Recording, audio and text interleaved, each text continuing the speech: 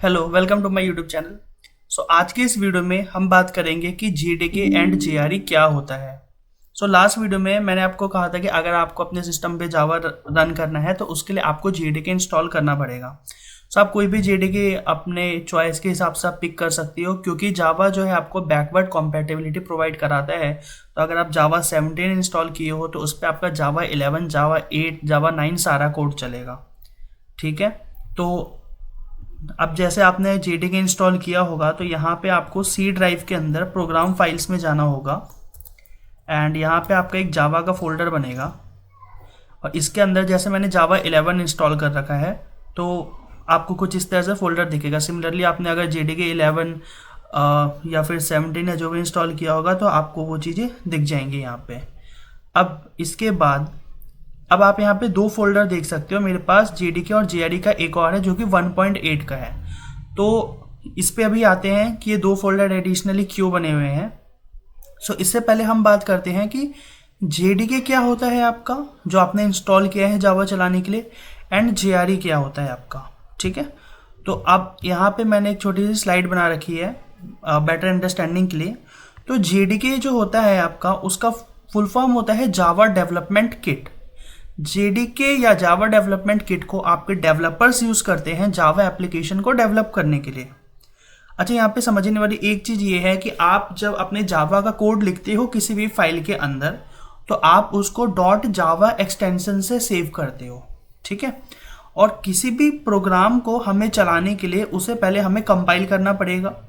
Compilation में क्या होगा, आपका जो भी आपने कोड लिखा है अपने .java फाइल के अंदर वो कंपाइल होके मशीन लैंग्वेज में कन्वर्ट होगी। फिर आपका जो मशीन है उसको अंडरस्टैंड कर पाएगा एंड वो अकॉर्डिंगली आपका कोड रन करेगा। ठीक है, तो जेडीके जो है आपका .java फाइल्स को कंपाइल करता है। ठीक है, अब जेडीके के अंदर आपको डेवलपमेंट टूल्स ऑलरेडी प्रोवाइड कराते हैं जावा। अब वो डेवलपमेंट टूल्स क्या होते हैं, डीबगर हो गया जो आप डीबगिंग के लिए यूज करते हो। तो अभी हम आगे देखेंगे कि डीबगिंग कैसे करते हैं। फिर आपको प्रोफाइलर्स मिलते हैं, इसके अलावा इसमें आपको टेस्टिंग के लिए भी अलग से टूल्स मिल जाते हैं। तो ये सारी चीज़ें आती हैं जेडीके के अंदर एंड जेडीके जो है मेरा वो डेवलपर यूज़ करता है। अब बात करते हैं कि जेआरई क्या होता है। तो जेआरई की फुल फॉर्म आपकी जावा रन टाइम इन्वायरमेंट होती है। ठीक है, जेआरई आपका कस्टमर या क्लाइंट्स जिनको आपने जावा एप्लीकेशन डेवलप करके दिया होगा वो यूज़ करते हैं अपने जावा एप्लीकेशन को अपने सिस्टम पे रन कराने के लिए, उनको जेआरई चाहिए होता है। ठीक है, अब जेआरई किन फाइल को रन करेगा, जो डॉट क्लास फाइल्स होती है उनको रन करता है। तो आप यहाँ पे पूछ सकते हो कि डॉट क्लास फाइल कहाँ से आ गई यहाँ पे।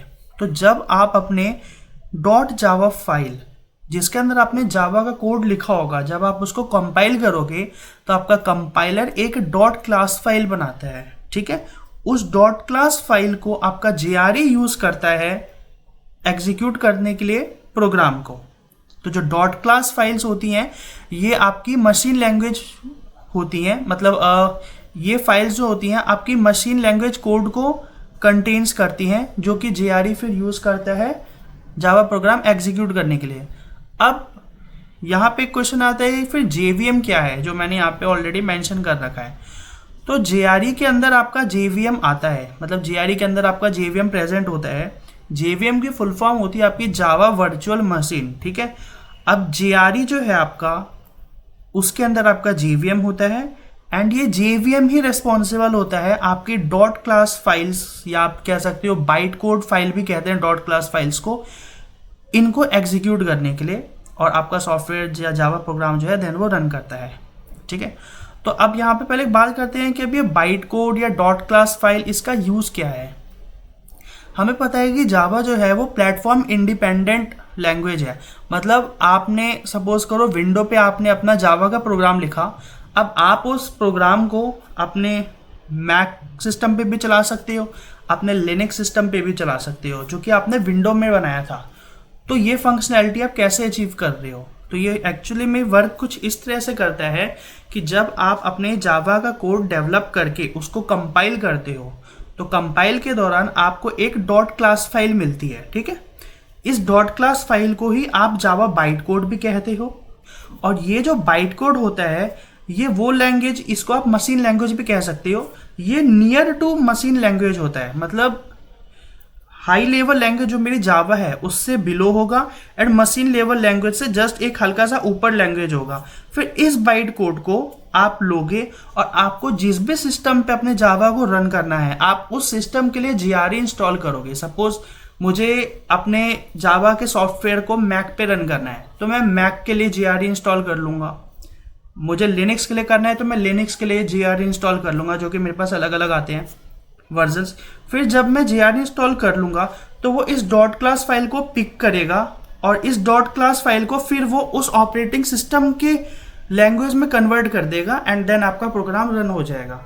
तो कुछ इस तरह से आपका जावा जो है वो काम करता है। तो आपने फाइल को कंपाइल किया, वो एक बाइट कोड बनाएगा, वो बाइट कोड आपकी क्या होगी, मशीन लैंग्वेज होगी, नियर टू मशीन लैंग्वेज होगी, ठीक है। फिर आपको उस बाइट कोड को जिस भी प्लेटफॉर्म पे रन करना है, लिनक्स पे या मैक पे, उसका जीआरई इंस्टॉल करोगे उस सिस्टम का, एंड उस डॉट क्लास फाइल को आपका जीआरई जो है ऑटोमेटिकली पिक करेगा, एंड उसको उस ओएस के हिसाब से, उस ओएस के मशीन लैंग्वेज में जो भी वो लैंग्वेज समझता होगा उसमें ऑटोमेटिकली कन्वर्ट कर देगा।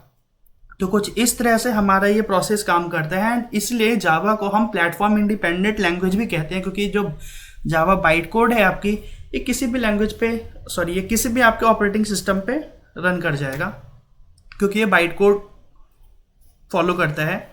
एंड ये बाइट कोड जो होता है किसी भी जीआरई से, मतलब कोई भी ऑपरेटिंग सिस्टम है, मैक है या विंडो है, उस पर आप उस ऑपरेटिंग सिस्टम का जीआरई डालो, वो जीआरई ऑटोमेटिकली इस बाइट कोड को उठाएगा और उस ओएस की लैंग्वेज में कन्वर्ट कर देगा, उस मशीन की लैंग्वेज में कन्वर्ट कर देगा, एंड ये आपका रन कर देगा, ठीक है। तो ये होता है हमारा जेडीके एंड जीआरई। अच्छा, इसके बाद अब आपने मेरे सिस्टम में देखा होगा कि मेरे सिस्टम में एक जेडीके एंड जीआरई का फोल्डर पड़ा हुआ था, जो मैंने आपको, जो आपने वीडियो के स्टार्टिंग में देखा होगा। तो वो यहाँ पे हम सी ड्राइव में जाएंगे, इसके बाद हम यहाँ पे प्रोग्राम फाइल्स के अंदर जाएंगे, देन फिर यहाँ पे आप जावा पे जाओगे। अब यहाँ पे देख सकते हो कि जीआरई 1.8 एंड जेडीके 1.8 पड़ा है। तो ये ऐसा क्यों है? ऐसा ये मैंने इंटेंशनली जावा 8 इंस्टॉल किया है आपको ये डिफरेंस दिखाने के लिए। जब आप जेडीके 8 या जेडीके 8 से पुराने वर्जन जब आप इंस्टॉल करोगे अपने सिस्टम में, तो आपको, जब आप जेडीके इंस्टॉल करोगे जेडीके 8 या से पुराने वर्जन का, तो आपका जेडीके का एक फोल्डर बनेगा एंड जीआरई का एक अलग से फोल्डर बनेगा सेपरेटली। तो उस टाइम पे क्या होता था कि जेडीके एंड जीआरई जो होते थे वो अलग अलग इंस्टॉल होते थे। जेडीके मेरा अलग इंस्टॉल हुआ, जीआरई मेरा अलग इंस्टॉल हुआ। जावा 11 या 11 के बाद से ओरेकल ने क्या किया, ये जो जीआरई फोल्डर है अभी आपको नहीं दिखेगा। जीआरई को जावा ने जेडीके के अंदर ही पैकेजिंग कर दी है उसकी, एंड वो कुछ इस तरह से पैकेजिंग की है कि जब आप जेडीके अपना इंस्टॉल करोगे तो आपको अलग से जीआरई का फोल्डर नहीं मिलेगा। हालांकि आपका जीआरई जो है वो ऑलरेडी इंस्टॉल हो चुका जैसे आपने जेडीके 11 को इंस्टॉल किया, बट उसका कोई अलग से सेपरेट फोल्डर क्रिएट नहीं होगा वो। अब यहाँ पे एक नया कॉन्सेप्ट आता है, कंपाइलर है इंटरप्रेटर क्या होता है। अभी मैंने आपको कहा था कि आप जो है अपने डॉट जावा फाइल को जब आप कंपाइल करते हो तो आपके डॉट क्लास फाइल्स बनती हैं, ठीक है। फिर ये डॉट क्लास फाइल्स आपका जेवीएम यूज करता है, उसको मशीन लैंग्वेज में कन्वर्ट करता है, देन आपका जावा प्रोग्राम रन होता है। तो इंटरप्रेटर कंपाइलर देखते हैं क्या होता है। तो इंटरप्रेटर आपका एक प्रोग्राम होता है, सॉफ्टवेयर प्रोग्राम, जो कि आप जब जेडीके इंस्टॉल करते हो आपको उसी के अंदर कंपाइलर इंटरप्रेटर दोनों मिल जाते हैं। इंटरप्रेटर क्या करेगा, आपके सोर्स कोड जो भी आपने जावा कोड लिखा होगा उसको लाइन बाय लाइन एग्जीक्यूट करेगा, ठीक है। Line by line machine language में कन्वर्ट करता चलेगा एंड आपका प्रोग्राम एग्जीक्यूट होता चलेगा। अब क्योंकि वो लाइन बाय लाइन करेगा इसलिए आपका इंटरप्रेटर जो होता है वो जनरली स्लो होता है। कंपाइलर क्या करेगा, आपके एक फाइल में जितना भी कोड लिखा होगा वो उस पूरे को एक बार में मशीन कोड में चेंज कर देगा, एंड फिर आपका प्रोग्राम एग्जीक्यूशन जो है वो आगे बढ़ता चला जाएगा। आपका जो आपने जो भी प्रोग्राम लिखा होगा आप देखोगे कि वो आपका चलने लग गया है, ठीक है। तो कंपाइलर क्योंकि पूरे प्रोग्राम को एक ही बार में मशीन कोड में चेंज कर दे रहा है, तो कंपाइलर जो होता है फास्ट होता है इंटरप्रेटर के कंपैरिजन में। तो जावा, अब यहाँ पे आप एक क्वेश्चन पूछ सकते हो कि फिर जावा मेरा कंपाइलर है या इंटरप्रेटेड लैंग्वेज है, क्या है? जावा मेरा कंपाइल्ड लैंग्वेज है या इंटरप्रेटेड लैंग्वेज है? तो यहाँ पे इसका आंसर ये है कि जावा कंपाइल्ड और इंटरप्रेटेड लैंग्वेज दोनों है, क्योंकि जावा दोनों का यूज करता है। कैसे यूज करता है वो देखते हैं। जब आप अपने जावा कोड को, सपोज करो आपने लिख लिया, जब आप उसको कंपाइल करोगे तो वो डॉट क्लास फाइल बनाएगा। तो जब आप अपने प्रोग्राम को कंपाइल करते हो तो उस टाइम पे जावा कंपाइलर का यूज़ करता है, उस पूरे कोड को मशीन लैंग्वेज में कन्वर्ट करके डॉट क्लास फाइल या बाइट कोड जनरेट करने के लिए। तो उस टाइम पे उसने कंपाइलर यूज़ किया।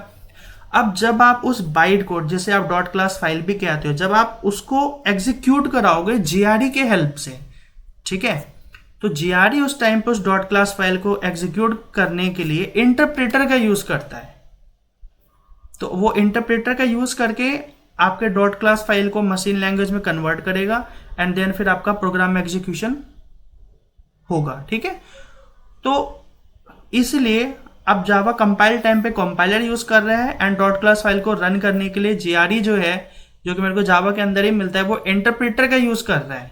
तो जावा मेरा दोनों यूज़ कर रहा है, इसलिए कहते हैं कि जावा जो है इंटरप्रेटेड और कंपाइल्ड लैंग्वेज दोनों है, क्योंकि जावा हमारा दोनों यूज़ करता है। प्रोग्राम को कंपाइल करने के लिए कंपाइलर यूज़ करेगा एंड देन जब वो कंपाइल होकर डॉट क्लास फाइल बन जाएगी तो जीआरई आपका उस डॉट क्लास फाइल को एग्जीक्यूट करने के लिए इंटरप्रेटर का यूज़ करता है। तो इसलिए मेरी जावा जो है कंपाइल्ड और इंटरप्रेटेड दोनों लैंग्वेज कहलाती है। सो यहाँ तक हमारा आई होप कॉन्सेप्ट क्लियर होगा बाइट कोड का, इंटरप्रेटर का, कंपाइलर का, जेडीके एंड जेआरई का। आगे नेक्स्ट वीडियो में हम बनाएंगे अपना जावा प्रोग्राम और जावा के आने वाले जितने भी कॉन्सेप्ट्स हैं उनको फर्दर एक्सप्लोर करेंगे। Thank you.